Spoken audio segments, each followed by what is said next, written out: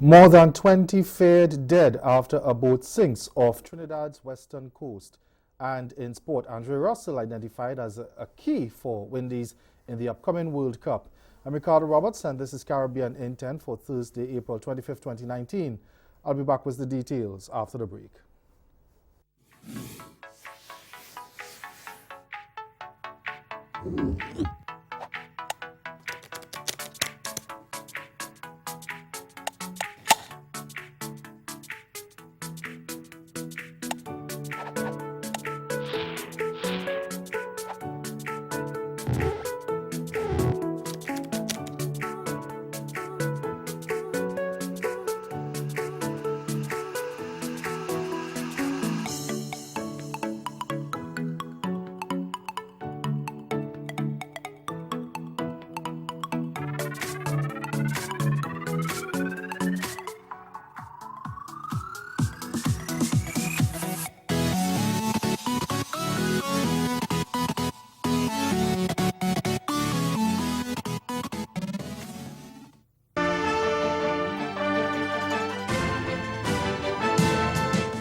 At least 23 illegal immigrants, including women and two children, are feared dead after their boat sank off Trinidad's western coast yesterday. The Trinidad Express newspaper reported that the fishing pirogue, which was carrying 35 illegal immigrants, was due to have reached an inlet along Trinidad's southwestern peninsula after a 3.5-hour journey. But the newspaper said that on nearing the Bocas Islands, the vessel encountered engine problems and later sank.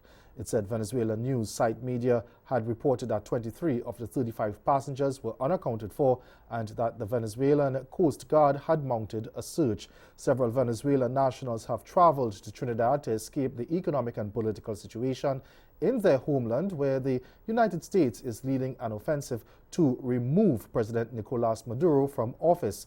And the Trinidad and Tobago government has agreed to open a 2-week registration for Venezuelans in the country, either legally or illegally, to get an initial stay of 6 months, during which time they can work in the Twin Island Republic. Meantime, police in Dominica say they have recovered 2 bodies in waters off the north coast of the island as their investigations continue into an incident at sea last weekend. Earlier this week, they had reported finding the body of one person following a joint search and rescue operation with the Maritime Rescue Coordinating Center in Martinique. The authorities said the latest bodies were recovered on Tuesday and that one has been identified as Anthony Jr. Robin, who had been reported missing by family members after going on a fishing expedition last Saturday. The other body has not yet been identified. The police search began following reports that a vessel was in distress near the northeast of the island last Saturday night. A man who was on board the vessel was found last Sunday on the shore at Marigo Bay and taken to a health facility where he was examined and released. Residents of the northeast coast village of Woodford Hills say the boat was also carrying an unknown number of Haitian nationals. Liat's Pilots Association says it's not surprised over reports of the imminent closure of the airline. Leeward Islands Airline Pilots Association President Captain Carl Berg says the pilots were almost left in the dark after sending 2 letters to the management of the cash-strapped airline before the statement by Prime Minister Ralph Gonsalves. Berg says, quote, "The only disappointment is that the staff came forward and we collectively made an offer to the company, but we did not hear or get a response from the shareholders apart from the memo which was sent to the staff from the management indicating that we had a shortfall and a response to the minimum route guarantee," end quote. Berg says the problem with Liat has existed from the start but was now being compounded as the company tries to spread 10 aircraft across 16 destinations.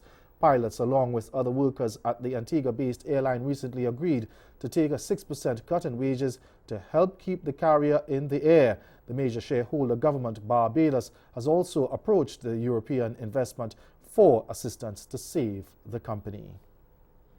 And Belize opposition leader John Briceño is calling on supporters to vote no in the May 8th referendum on whether the country should take its long-standing border dispute with Guatemala to the International Court of Justice. The Belize government announced a new date for the referendum last week, less than a week after the passage of the Belize Territorial Dispute Referendum Bill 2019 in Parliament. But in a letter addressed to the standard bearers of the party, Bresenio said they have tried to work with government on a national approach to the Guatemalan dispute, and all their efforts have been met with indifference. He said the party is therefore left with no other option but to encourage a no vote. The referendum was not held on April 10th as originally scheduled because the opposition People's United Party, the PUP, succeeded in obtaining a court injunction blocking the vote. They had asked the High Court to determine the legality of the special agreement signed in 2008 that ended negotiations and cleared the way for the territorial dispute to be taken to the ICJ. And stay with us, your Midday Sport is next. Jamaican recording artist Conscience is now the only Jamaican artist outside of Sean Paul and the Marleys to attain more than 160 million views for a music video on YouTube. The feat is attributed to his 2016 hit single Broke Off Your Back, which he describes as his most successful record to date. Conscience told Jamaican media, "I have different songs that are huge in different markets."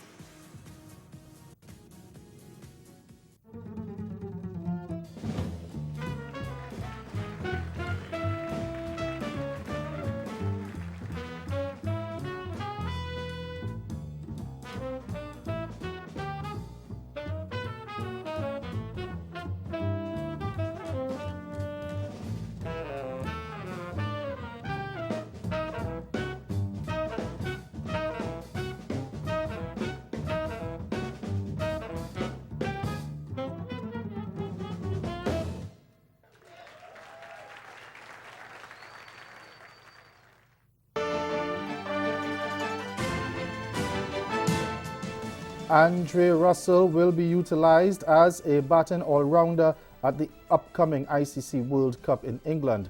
And the interim head coach Floyd Reefer says there is a plan to manage the players' workload during the 6-week tournament. The Jamaican is widely regarded as a game-changer with his explosive batting and sharp pace bowling, but the chronic knee problem in recent years have raised serious doubt about his ability to complete 10 overs in one-day internationals. Pointing to Russell's current batting form in the Indian Premier League, Reefer said the 30-year-old's batting would be the key for West Indies during the May 30th to July 14th showpiece. Look at the guy's form in the IPL. He's scoring a lot of runs. You know, we'll be using him as a batting all-rounder in the World Cup. You know, he's showing that he has tremendous striking ability. Look at his stats in the IPL as well. He's been doing very, very well in the IPL. So we're going to use him as a batting all-rounder. Obviously, in terms of the games that we play, we got to manage him as well. We got to manage his injuries in between the games. You know, we have 3 to 4 days rest between games, so we'll be managing that process as we go on from game to game. Now, Russell last featured in an ODI for West Indies nearly a year during Bangladesh's 3-match tour of the Caribbean. He lasted just one game before pulling out of the series with a knee injury. Recalled for the last 2 ODIs against England earlier this year, Russell failed to play a single game as injury kept him sidelined. And that's Caribbean in 10. Join us again at 6:30 for Caribbean Newsline. Good afternoon.